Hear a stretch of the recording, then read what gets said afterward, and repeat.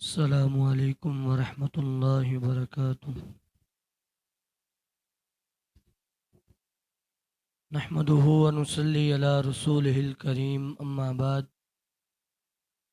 اعوذ باللہ من الشیطان الرجیم، بسم اللہ الرحمن الرحیم۔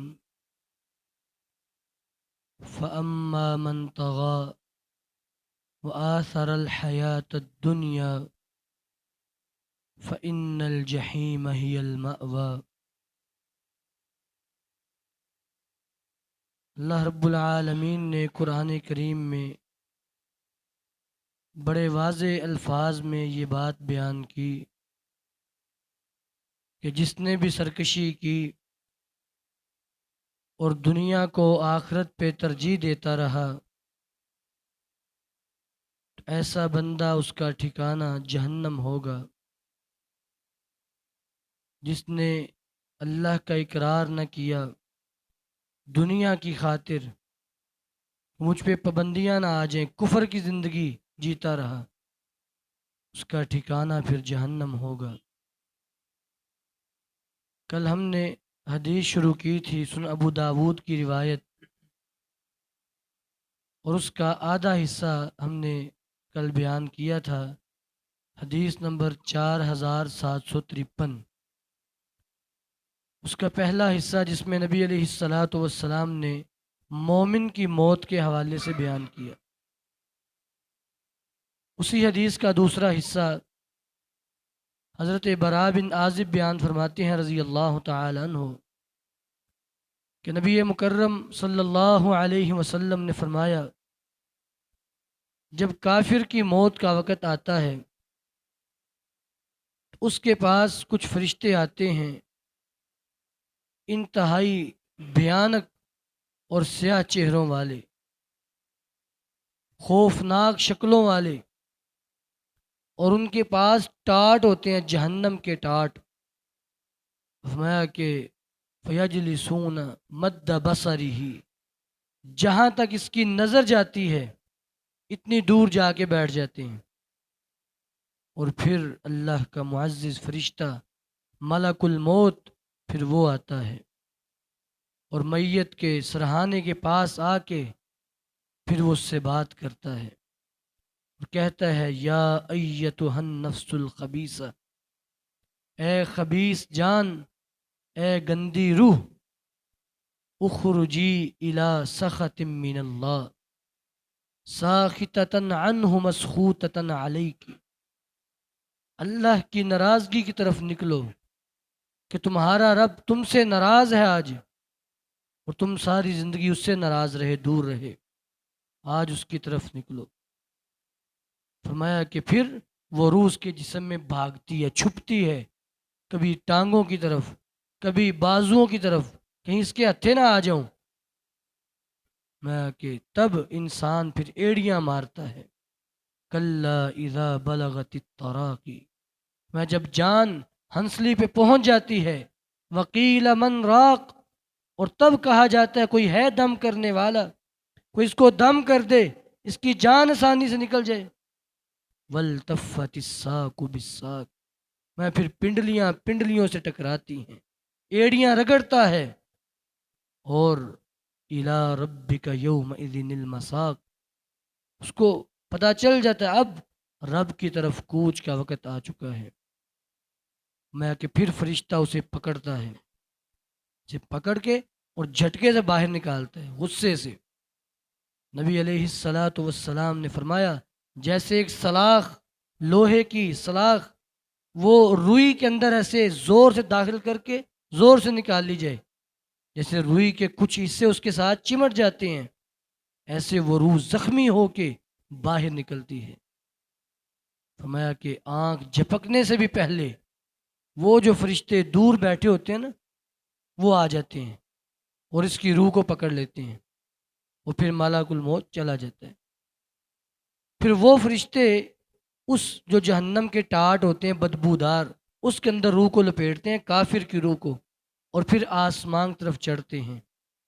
راستے میں کوئی بھی جماعت فرشتوں کی جماعتوں میں سے وہ گزرتی ہے، وہ پوچھتے ہیں کہ کتنی گندی بو آ رہی ہے، کأنتنی ریح جیفت حمار وجدت علی وجہ الارض، میں کہ زمین پر پائی جانے والی سب سے گندی، گھٹیا اور بدبودار لاش اس سے بھی زیادہ اس سے گندی بو ہوتی ہے اس کی روح کی۔ فرشتے کہتے ہیں بڑی گندی بو آ رہی ہے، تو پھر وہ اس کا برا نام لے کے بتاتے ہیں کہ یہ فلاں نافرمان ہے، اس کو لے کے جا رہے ہیں۔ میں کہ پہلے آسمان پہ پہنچتے ہیں، دروازہ کھٹکھٹایا جاتا ہے، وہ دروازہ ہی نہیں کھولتے، کہتے لے جاؤ اس کو۔ اور اس بات کا ذکر اللہ رب العالمین نے قرآن کریم میں فرمایا، لا تفتح لہم ابواب السماء، میں ان کے لیے آسمان کے دروازے بھی نہیں کھولے جائیں گے۔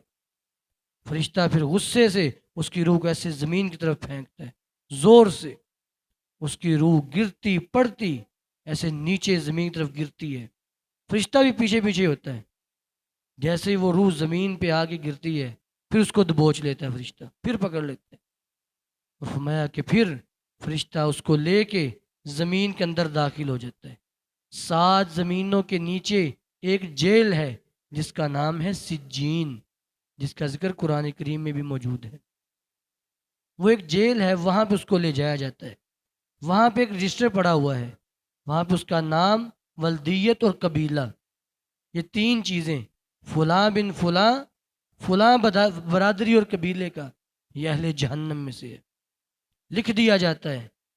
میں کہ وہاں پہ اس کی ملاقات کافر روحوں سے ہوتی ہے جو اس پہ لعنت بھیجتے ہیں کہ تم پہ لعنت ہو، تم بھی یہاں آ گئے، تم یہاں پہ کیا کرنے آئے ہو۔ اس کو مزید ملامت کیا جاتا ہے۔ میں ادھر سے اس کے معاملات وہ کفن دفن کے ہو رہے ہوتے ہیں، فرشتہ پھر اس کو لے کے آتا ہے، اس کی قبر کے پاس آ کے اس کو چھوڑ دیتا ہے۔ وہ روح جلدی سے وہ اپنے جسم میں داخل ہو جاتی ہے، ہوش آتی ہے۔ میں کہ اتاہ ملکان اسودان ازرقان، اب قبر کے فرشتے آ گئے قدموں کی طرف سے، فرمایا کہ کالے چہرے، نیلی آنکھیں، اور وہ اسے بٹھا لیں گے اور پوچھیں گے 3 سوال، وہی جو مومن سے ہوئے تھے، من ربو کا، من نبیو کا، ما دینو کا، یہ سوال پوچھے جائیں گے۔ وہ ہر سوال کے جواب پہ کہے گا ہاں ہاں لا ادری، ہائے افسوس میں تو جانتا ہی نہیں میرا رب کون ہے، افسوس مجھے تو پتہ ہی نہیں اسلام کیا ہے، نبی کون ہے، پتہ ہی نہیں۔ فرمایا کہ جیسے ہی وہ 3 سوالوں کے غلط جواب دیتا ہے، آسمان سے ایک آواز آتی ہے، ان کذب عبدی، میرے بندے نے جھوٹ بولا، فافرشوہ من النار والبسوہ من النار وافتحوا لہ بابا الی النار، اس کا بستر جہنم کا کر دو، اس کا کفن جہنم کا کر دو، اس کا تکیہ جہنم کا، اور جہنم کی طرف سے ایک کھڑکی کھول دو، وہاں سے گرمی اور لو، گرم ہوا اس کو پہنچتی ہے۔ میں کہ ابھی وہ اسی حالت میں ہوتا ہے کہ ایک بڑا بدصورت اور بھیانک چہرے والا نوجوان اس کے پاس آتا ہے۔ تو میت کہتی میں تو پہلے ہی پریشانی میں ہوں، تم کون ہو؟ وہ کہتا ہے انا عملک القبیح، میں تمہارے برے اعمال ہوں، میں تمہارے ساتھ رہوں گا۔ میں اس کے پاس بیٹھ جاتا ہے، پھر اللہ تعالیٰ ایک فرشتے کو بھیجتے ہیں جس کی آنکھیں نہیں ہیں، نہ اس کے کان ہیں، اور حدیث میں آتا ہے اللہ نے اس کی آنکھیں کس لیے نہیں بنائی کہ اس کو میت کو دیکھ کے ترس نہ آ جائے، کان نہیں بنائے کہ سن کے ترس نہ آ جائے، بس اس کا کام مارنا ہے۔ ہمیں اس کے ہاتھ میں ایک لوہے کی گرز ہتھوڑا ہوگا، اور اس کی طاقت فرشتے کی، اور لوہے کا وزن پھر کتنا، اگر پہاڑ پہ مارا جائے تو پہاڑ ریزہ ریزہ ہو جائے، پھر اس کے ساتھ اس کو مارنا شروع کرے گا، اور قیامت تک اس کی یہ سزا چلتی رہے گی۔ قبر میں جو مار پڑے گی وہ اعمال کے بدلے میں۔ ایک اور روایت میں بھی آتا ہے جو بندہ جان بوجھ کے بلا وجہ ایک نماز بغیر وضو کے پڑھتا ہے نا، اس کے بدلے میں اس بندے کو قبر کے اندر 100 گرزیں ماری جائیں گی۔ جب ایک گرز پڑے گی ساری قبر آگ سے بھر جائے گی۔ اسی طرح آخری بات، آپ میں اکثر لوگوں کو عذاب قبر جو ہوگا نا، وہ پیشاب کے چھینٹوں سے نہ بچنے کی وجہ سے ہوگا۔ اللہ رب العالمین ہم سب کی اصلاح فرمائے، ہماری دنیا ہماری آخرت بہتر فرمائے۔ وآخر دعوانا الحمد للہ رب العالمین.